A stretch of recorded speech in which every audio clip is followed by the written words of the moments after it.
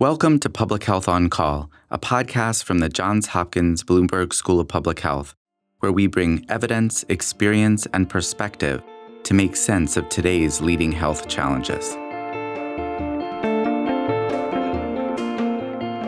If you have questions or ideas for us, please send an email to publichealthquestion@jhu.edu. That's publichealthquestion@jhu.edu for future podcast episodes. Hi, I'm Sue Telecat from the Bloomberg American Health Initiative, here to share more about the Bloomberg American Health Fellowship. If you and your organization are working to reduce overdoses, end violence, improve food systems, protect the environment, or support adolescents in the United States, you may be eligible for a full scholarship to earn an MPH or DRPH degree at the Johns Hopkins Bloomberg School of Public Health. From farmers to firefighters, to doctors to policymakers, the Bloomberg Fellowship can help you transform your career, support your organization, and make a significant impact on your community. Applications close on December 1st. Find out more at americanhealth.jhu.edu/fellowship. This is Lindsay Smith Rogers, producer of Public Health on Call. There's a lot of speculation in the media about what Trump's second term might mean for health and health policy. To bring some context to the headlines, I talk with Dr. Josh Sharfstein, who served in a number of political roles in his career, including as the Secretary of the Maryland Department of Health, the Principal Deputy Commissioner of the U.S. Food and Drug Administration, as Commissioner of Health for Baltimore City, and as a Congressional Health Policy Advisor. Let's listen. Josh Sharfstein, thanks for joining us on Public Health on Call. We're glad to have you. The reason we have you here, by the way, not in your purview as a co-host today, but because you have worked in government at different levels for many years. And so I assume that this is a very busy time for you where people might be calling you and asking you what you think of a second Trump administration. Is that the case? That assumption would be true, Lindsay. It's good to see you. I have been pretty busy, or at least my phone has been pretty busy. I'm hearing from reporters. I'm hearing from people inside the federal government with a lot of questions. And I'm hearing from a lot of students and faculty and others who are wondering what's going to happen. And unfortunately, I have to tell them I do not know the answer. Well, you may not know the answer, but maybe you can give us a little bit of context and we can talk about some of the speculation that's been happening. And so a good place to start might be looking at some of these headlines that are coming out. So I thought we could take a look at some headlines and maybe break them down. Are you down for that? I'm ready. Let's try it. All right, so this is the first headline. And what I'll do is I'll read the headline and then I'll kind of give a little bit of the gist of what's behind it. The headline is, after Trump win, RFK Jr. says he won't, quote, take away anybody's vaccines, end quote. And this is from NBC News. And the gist of it is that he's claiming that he's rejecting the notion that he's anti-vaccine. And he says, hey, if they work for somebody, I'm not going to take them away. So let's dig into this a little bit. First of all, what's behind this headline?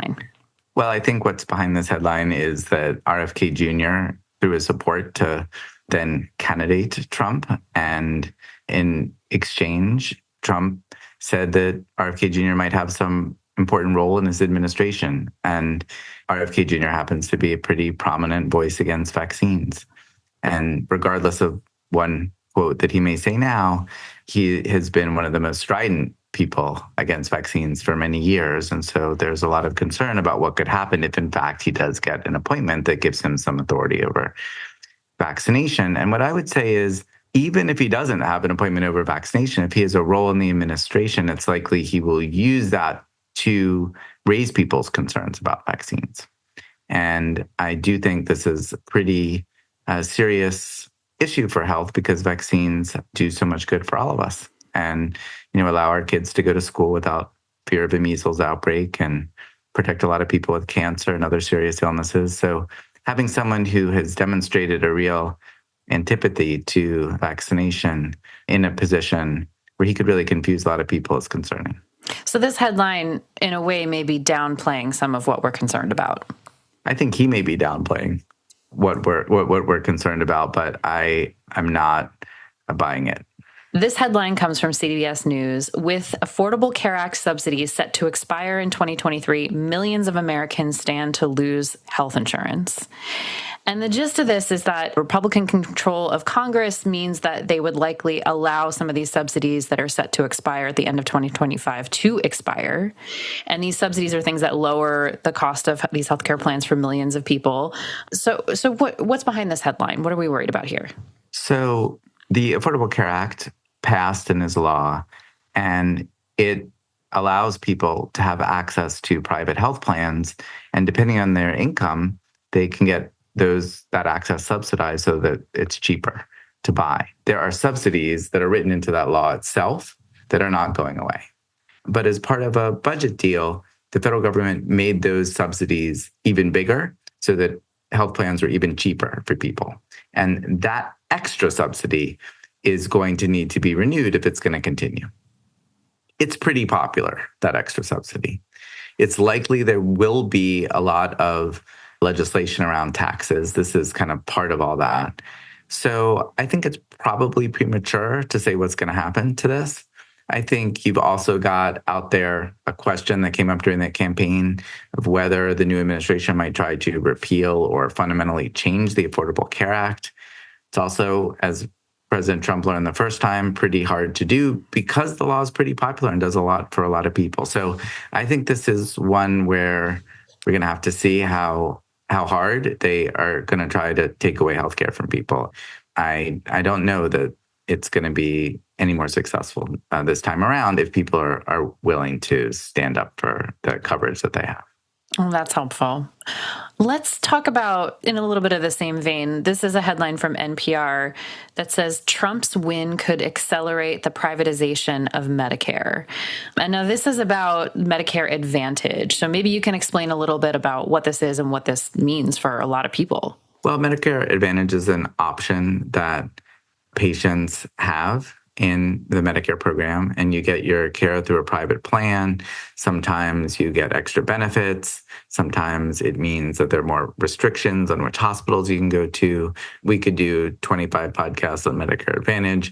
I would just say that I think this falls under the headline of who knows exactly what's going to happen. I think the word could is doing a lot of work in that headline. Trump's win could accelerate the privatization of Medicare. We'll have to see. One of the critical issues is making sure that Medicare doesn't become insolvent, and spending too much money for plans could create a problem for the budget. So there are countervailing influences. This is a big one. This is from ABC News. The headline itself doesn't give too much away, so I'll give you a little bit more of the gist. The headline is what Trump has said about birth control and what he could do as president. So there's that C word again, could. And the gist of this article is that based on some comments that he made about contraceptives on the campaign trail, and previously we know his administration tried to roll back things like insurance coverage of contraceptives. And this includes a very broad range of things. This is medicines, this is methods. It's a big field. On social media, he has said he never and will never advocate imposing restrictions on birth control. But on the campaign trail, he implied that he could leave it up to the states to determine individual policies. What's going on here? Well, I think there's understandably a lot of anxiety, not just about birth control, but also about in vitro fertilization and abortion. These are going to be wait and see issues. Like, it's unclear how aggressively the new administration is going to push for an agenda that certainly some of their supporters have to really restrict access. And that those restrictions can take different forms. It can take the form of legislation that he might be willing to sign. It can be actions that his agencies would take, or it can be things that his agencies essentially let states do. And so there are a lot of different ways. There are a lot of different, options. It obviously requires a lot of vigilance, and it is going to be, I don't know what the odds are that some or many of these different things could actually happen. Let's go to one that's a little bit closer and near and dear to your heart. This is from Axios, and this headline is how Trump could upend DC's federal workforce. He's already said that he wants to cut as many as 100,000 government positions, moved out, I think is the term that he used, through this Schedule F, which is an executive order. Talk us through what Schedule F is and what his vision is. Well, I would say, Lindsay, a lot of these issues are near and dear to my heart for different reasons. So just to be clear, I do happen to know some federal workers who are near and dear to my heart. So I appreciate your point. The civil service at the federal level is unbelievably important. These are the jobs that people go into because they want to serve the country. They're nonpartisan. They're opportunities for people to make the right recommendations on which drugs to approve or run around the country and stamp out epidemics. And some of those people are incredibly not only smart, but also internationally renowned for their work. And they do it out of a deep civic purpose. I've met many, many people like that. Some people think that they're not loyal enough to whoever happens to be president at the time because they're the ones who might say no. And I'm going to tell you this. They say no in Democratic administrations and Republican administrations. And they say, look, the law requires X. We need to do X. And you can't tell me to do Y. And that can frustrate people sometimes, although you have to really respect their role. That's what makes the government function effectively. And in the first Trump administration, there was an attempt to move a number of people in the civil service out of the civil service, remove their job protections, and be able to put in people who are loyal. And so they say, well, okay, we'll do whatever you say, boss. That's at least the fear. And if that were to happen, a lot of really good people would leave. It's not even so much the decision that an administration would make. It's the thought that we're no longer going to have that nonpartisan civil service that has done so much good work. And we all rely on like every day that we drink water or breathe air or take medicines, you know? So I'm quite worried about this because of the fact that this train kind of started at the end of the last Trump administration and might continue. But I do know that there are a lot of things that can happen when you get rid of the civil service, and I think we'll be reading about them if they try. Are there any checks and balances here for something like Schedule F? Well, there's certainly opposition from legislators who care deeply about programs working. Depending on how it's done, it could lead to litigation and wind up in the courts. And also, it's a question of how far they want to go. You know, a relatively small effort would probably have a relatively small impact compared to a huge effort, you know? And so if you're reading about somebody who's saying, we're going to replace the entire civil service, well, that is frankly a disaster, but it may look quite different than that. But like many of these things, it really requires vigilance. Here's another headline that is really top of mind and intense for people. This comes from Vox. A Trump second term could bring another family separation crisis. Tell us what's behind this. Let me just say that this one does feel personal for me because when I was a pediatrician in practice, I took care of a lot of immigrant families. And sometimes they were all here as documented immigrants, sometimes all as undocumented immigrants. Sometimes it was a mix in a family, but I took care of the children, you know, and whenever I read stories about immigration, I think about the patients I used to take care of. And the family separation policy in particular in the first Trump administration was incredibly cruel and hurt a lot of kids who still haven't recovered from that. We've covered in our podcast all of the potential damage that could be done to people through very aggressive enforcement of immigration laws. I don't know what's going to happen. I'm very, very concerned. And one day, perhaps we'll get to a point where we can have a more rational and balanced discussion about immigration in this country. And we're, in the meantime, going to just have to be ready to watch what's happening and hopefully call attention to things that are wrong about it.